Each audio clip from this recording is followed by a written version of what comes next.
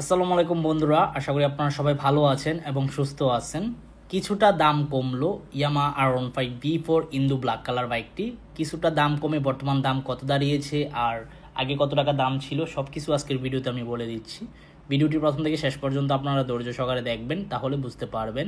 তবে এখনও পর্যন্ত যারা আরমান সারোয়ার ইউটিউব চ্যানেলটি সাবস্ক্রাইব করেন নাই তারা অবশ্যই আরমান সারোয়ার ইউটিউব চ্যানেলটি সাবস্ক্রাইব করে ফেলবেন, যেন পরবর্তী আপডেট নোটিফিকেশন পেয়ে যান।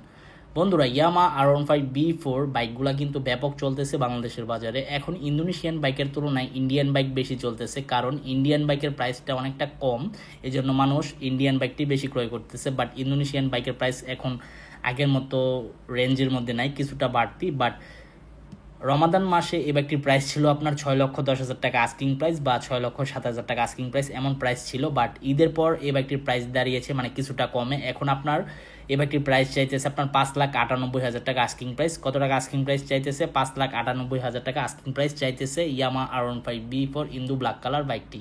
তার মানে 8-10,000 টাকা কমে গেছে, এজন্য বললাম কিছুটা দাম কমে গেছে।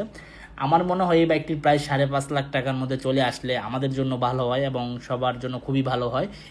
আর ইন্ডিয়ান বাইকের প্রাইস 5 লাখ টাকার মধ্যে চলে আসলে হয়তোবা প্রত্যেকটা বাইক ইউজারের সাধ্যের মধ্যে পড়ে যাবে এবং আরও বেশি সেল হবে হয়তোবা।